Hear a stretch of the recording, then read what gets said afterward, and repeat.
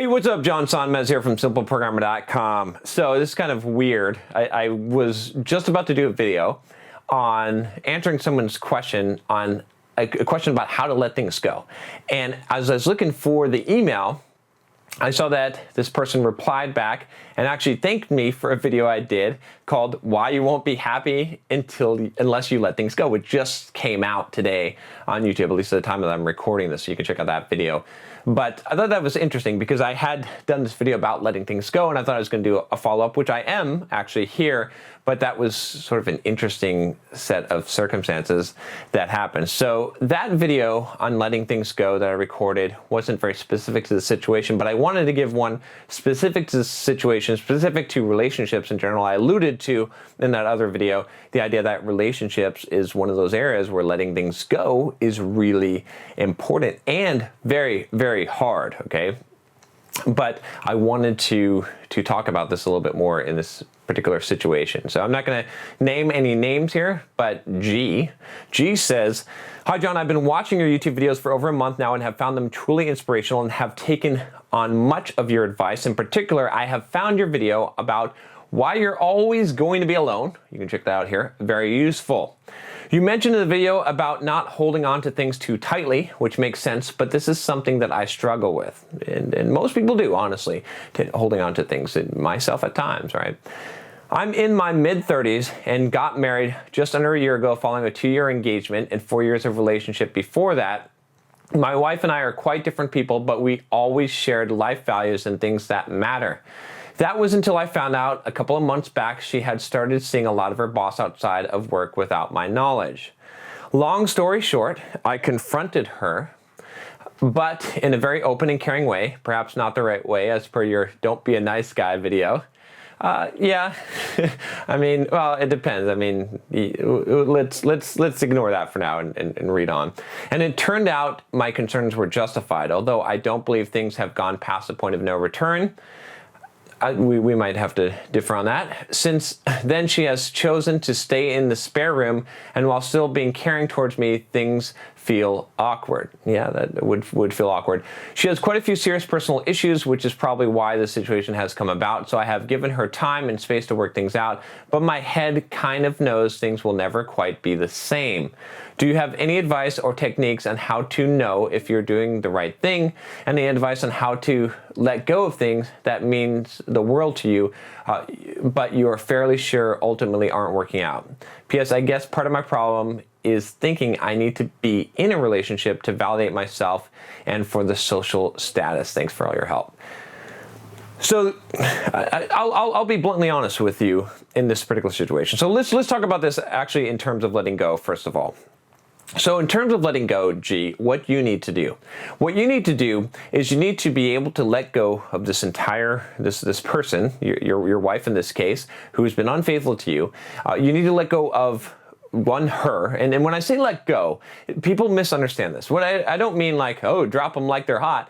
What I mean by this is that you're willing, if the butterfly lands on your hand, you're willing to have the butterfly on your hand. If the butterfly flies off of your hand, you're willing to have the butterfly fly off of your hand. While the butterfly's on your hand, you will enjoy and look at the beautiful, lovely butterfly and be happy that the butterfly has chosen to land on your hand. If the butterfly flies off of your hand, you will be happy that the butterfly has chosen to leave your hand, and now your hand is free to do something else, and that you enjoy the time that you had with said butterfly. I hope you understand what that means. What I mean by that is that it's not like kicking people out. It's not caring about people. In fact, there's a real, I did this video on detachment. I can't remember the name of it, but essentially detachment, like a healthy detachment, is to be such that you still feel everything. You still feel hurt. You still feel pain. You still feel happiness and joy. You're not stonewalling, but you're also willing to not try and hold on to people or force them to do what you want or to feel how you want or be in any way what you want. You're just willing to accept what is, even though it's a difference between stonewalling, right? Being cold and not feeling emotion, I can't think of the word for it now, it's like, not acquiescent, it's like, what is that word that's where you don't care? It doesn't matter. The point is apathetic. That's the word, apathetic. It's not being apathetic. Being apathetic and not having any emotion, what people tend to call stoic, even though that's not really stoic, is not the answer. That doesn't make you tough. That makes you weak. Like being able to put a barrier in front of you and not feel anything, that doesn't solve the problem. It's just as bad as wearing your heart on your sleeve and crying all the time and being super emotional and letting everyone know how you feel and expecting sympathy from people. It's two sides of the same coin, and they're both wrong. What you need to do, which is the hardest path to choose, is the path of letting go, of truly letting go, which is the path of saying, look, like I said with the butterfly, I can experience the joy, the sadness, the pain, the emotions, the spectrum of what is happening, the experience, and I own that experience. But at the same time, I am not going to force it. I am not going to hold on to something and expend my energy and my stress trying to keep something that ultimately I don't have control over anyway. Because you don't really. And if you think about this situation, G, you don't have control over what your wife feels and her experience and what she chooses. And if she's wants to hook up with this other guy, if she's lusting after this other guy, that's a difficult thing to process as a man, as her husband. It's a difficult thing, but it is. Like, you can suppress it. You can say, I don't like this. I don't like that you feel this way, and try to suppress that and she's going to pretend like she doesn't feel this way, but probably you'll actually enhance the feeling if you do that. So that's no good, right? So what you instead have to do is just to say, hey, this is what it is. Like, and then you have to evaluate for yourself, what is the situation and what are you willing to accept in life?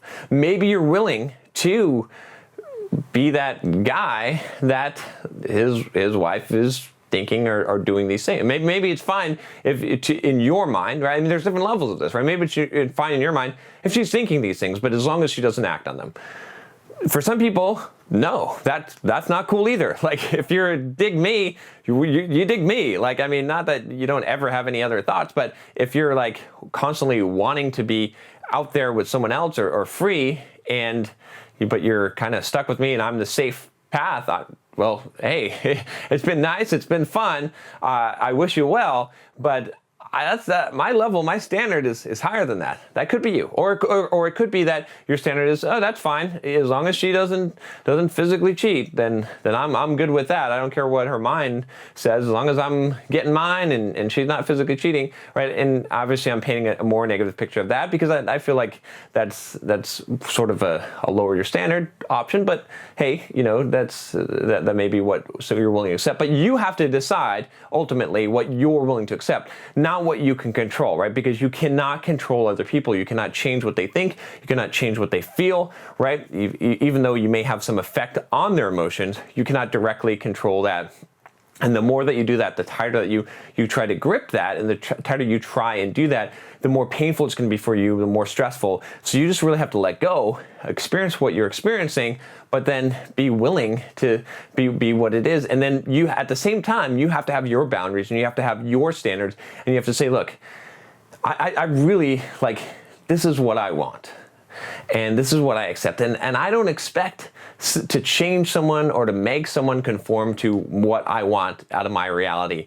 But this is the only terms in which I am willing to accept someone in my life in this particular context, this relationship is when I feel this, when I think this, right? And that's the key in this situation.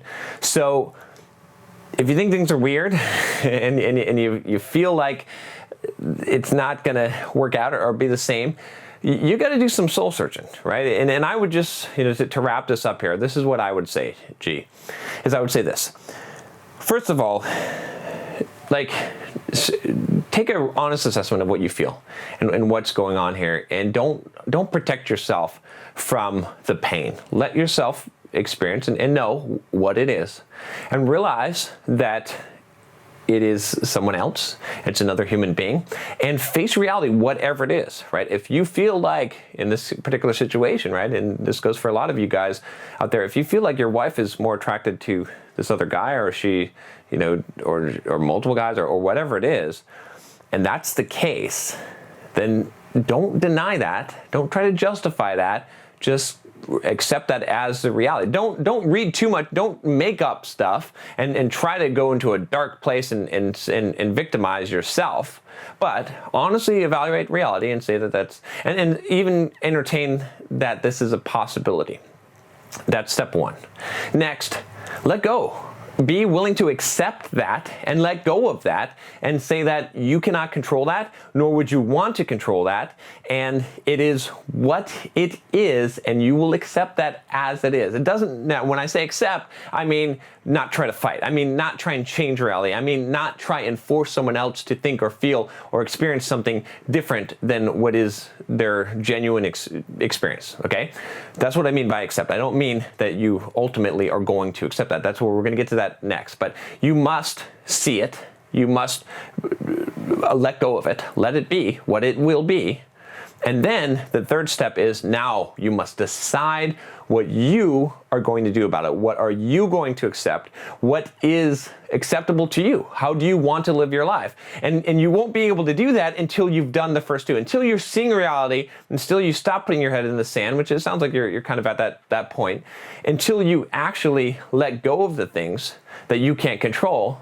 Then you can't make the decision. But once you've done those things, now you're in the position to make the decision. Now you can say, okay, based on where things are, and you can be honest, you can have this honest conversation, and you can do it from a place of security, of knowing that whatever happens, you're willing to accept it. If the butterfly's in the hand, the butterfly's in the hand. If the butterfly's not in the hand, the butterfly's not in the hand, okay? And when you come and approach that way and you say, look, this is just what I have, okay? This is me. And this is what I want, and I'm not saying you have to be what I want, but this is what I'm willing to accept, and this is how I want to live my life, and you're going to live your life how you want to live your life.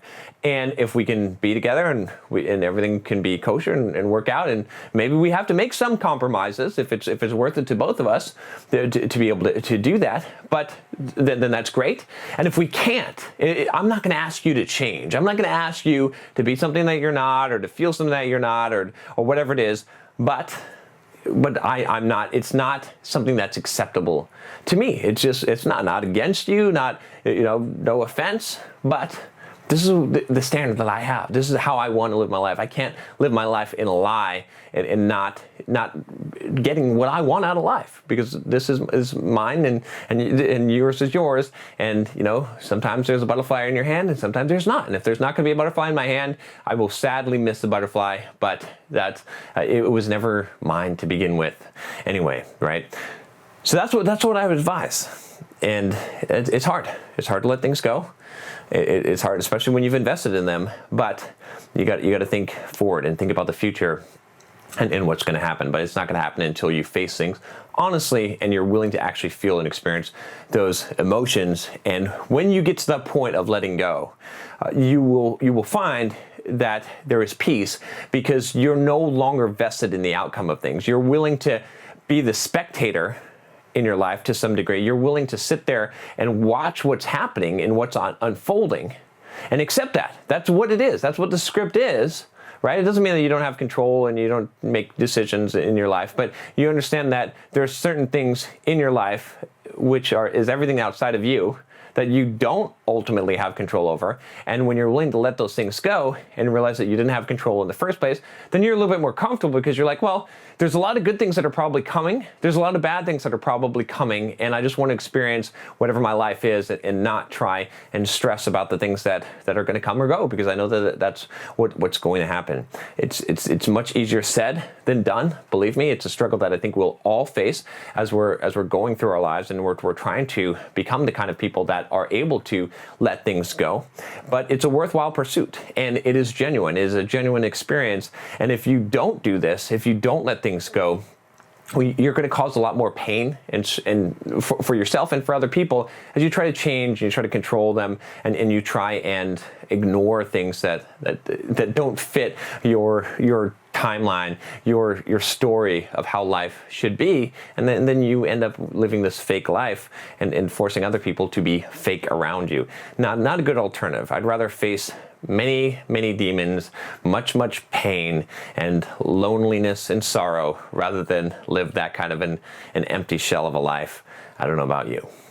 All right, if you like this video, if you find it useful, you can always share it, or you can click that subscribe button and keep it all to yourself. I'll talk to you next time. Take care.